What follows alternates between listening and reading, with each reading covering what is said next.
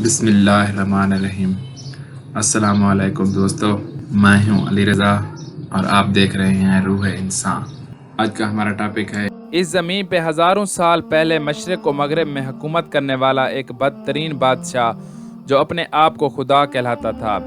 اس کا نام نمرود بن کنان بن سام بن نوح تھا۔ یہ پہلا وہ بادشاہ تھا جس نے سب سے پہلے تاج اپنے سر پہ پہنا تھا تاکہ لوگوں کو معلوم ہو کہ ان کا خدا نمرود ہے۔ ایک رات اس خدا کہلانے والے بادشاہ نے خواب دیکھا کہ ایک تارا آسمان پر اس طرح چمک رہا ہے کہ اس کے نزدیک سورج اور چاند بجھے ہوئے نظر آ رہے ہیں۔ جیسے ہی وہ بیدار ہوا، اپنے محل کے نجومیوں سے پوچھا۔ انہوں نے بتایا کہ تمہاری سلطنت میں ایک ایسا جوان پیدا ہوگا جو تیرا مرتبہ دبدبہ ختم کر دے گا اور تیری اس حکومت کو نیست و نابود کر دے گا۔ تو بس نمرود نے ہزاروں بچوں کو قتل کروا دیا اور اس حکومت کو حکم نافذ کیا کہ مرد عورت سے دور رہیں، لیکن اللہ جو چاہے وہ ہو کے رہتا ہے۔ اللہ نے اپنی رحمت کے خزانے میں سے ایک خلیل کا ظہور کر دیا۔ تاریخ نے لکھا کہ حضرت ابراہیم علیہ السلام کی والدہ جب حضرت ابراہیم کی آمد ہوئی تو کئی سالوں تک اپنے علاقے سے دور رہی اور اپنے بیٹے ابراہیم علیہ السلام کو غار میں چھپا دیا۔ تقریباً 7 سال آپ کی والدہ محترمہ اس غار میں چھپ کے آتیں اور آپ کو دودھ پلا کے واپس بابل چلی جاتیں۔ جب آپ زمانہ بلوغیت کی طرف بڑھنے لگے تو آپ علیہ السلام کے چچا نے چاہا کہ وہ آپ کو اپنے پاس رکھیں اور آپ ان کے کام میں ان کا ہاتھ پھٹائیں۔ حضرت ابراہیم علیہ السلام جب شہر آ کے رہنے لگے تو لوگوں کو دیکھا کہ کوئی سورج کی پوجا کر رہا ہے، تو کوئی آگ کی پوجا کر رہا ہے، تو کوئی بتوں کی پوجا کر رہا ہے، تو کوئی نمرود کو خدا مان رہا ہے۔ تو آپ نے فرمایا اللہ تو وہ ہے جو ہر چیز پہ قدرت رکھتا ہے۔ یہ سورج طلوع ہو کے غائب ہو جاتا ہے تو کیسے ہو سکتا ہے کہ یہ خدا ہو؟ یہ آگ پانی سے بجھ جاتی ہے تو کیسے ہو سکتا ہے یہ خدا ہو؟ نمرود ہماری طرح سو جاتا ہے، بیمار ہو جاتا ہے تو کیسے ہو سکتا ہے یہ خدا ہو؟ یہ بت جن کو ہم نے اپنے ہاتھوں سے بنایا ہے تو یہ کیسے خدا ہو سکتے ہیں؟ ایک مرتبہ جب سب لوگ میلے پر چلے گئے تو ابراہیم علیہ السلام نے سب بتوں کو کلہاڑی سے توڑ دیا اور کلہاڑی کو بڑے بت کے کندھے پر رکھ دیا۔ لوگ جب واپس آئے تو دیکھا سارے کے سارے بت ٹوٹے پڑے ہیں۔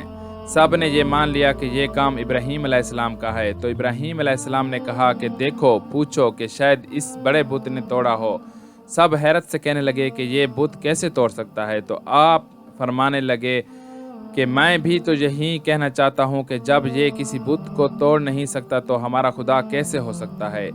نمرود نے یہ حکم نافذ فرمایا کہ ایک ایسی آگ جلائی جائے جس میں ابراہیم کو اس طرح سے جلایا جائے کہ لوگ عبرت حاصل کریں۔ 2 سالوں تک لکڑیوں کو جمع کیا گیا اور ایک بہت بڑی آگ جلائی گئی۔ فرشتوں نے اللہ کے دربار میں فریاد کو بلند کیا کہ اے اللہ، ہمیں حکم دیں کہ ہم آپ کے خلیل کو بچا سکیں۔ اللہ نے فرمایا جاؤ دیکھو، اگر ابراہیم تم سے مدد طلب کرے تو ضرور اس کی مدد کرنا۔ ہر ایک فرشتہ ابراہیم علیہ السلام کے پاس آ کے کہنے لگا کہ اے اللہ کے نبی، اے اللہ کے خلیل، حکم فرمائیں ہم آپ کی مدد کریں۔ ابراہیم علیہ السلام نے فرمایا میرا دوست میری مدد کرے گا، میرا اللہ خود میری حفاظت کرے گا۔ تو بس جیسے ہی نمرود نے اللہ کے نبی ابراہیم علیہ السلام کو آگ میں ڈالا تو وہ آگ گلزار بن گئی۔ اللہ کے نبی مطمئن ہو کے پرسکون ہو کے اللہ کا شکر ادا کر رہے ہیں اور فوج نمرود حیرت زدہ ہو کے نمرود سے پوچھ رہی ہیں کہ ہمارے خداؤں سے تو طاقتور ابراہیم کا خدا ہے جس نے ہماری آگ کو بھی گلزار بنا دیا۔ نمرود نے کہا اچھا، ابراہیم علیہ السلام کو بلا کے نمرود کہنے لگے کہ جاؤ اپنے خدا سے کہہ دو کہ کل وہ اپنی فوج تیار کرے اور میں بھی اپنی فوج تیار کرتا ہوں، کل مقابلہ روبرو ہوگا۔ نمرود نے جو مشرق و مغرب پہ حکومت کرتا تھا، اس وقت زمین کا سب سے بڑا بادشاہ تھا، اپنی فوج کو تیار کیا اور ایک بڑی عمارت پر کھڑے ہو کر کہنے لگے کہ کوئی مجھ سے زیادہ طاقتور ہے تو آئے مجھ سے لڑے۔ اتنی دیر میں اللہ نے مچھروں کو حکم دیا کہ جاؤ اور اس نمرود کی فوج کو فنار کر دو۔ وہاں بڑے بڑے مچھر آئے اور نمرود کی فوج کے ایک ایک فرد کا خون اور گوشت کھا گئے۔ نمرود حیرت زدہ حالت میں دیکھ ہی رہا تھا کہ ایک لنگڑا مچھر نمرود کی ناک میں گھس گیا۔ نمرود اپنے سر کو دیواروں پر مارنے لگا کہ مجھے کوئی بچا لے۔ افسوس، جب اللہ کا عذاب آتا ہے تو کوئی کسی کو بچا نہیں سکتا۔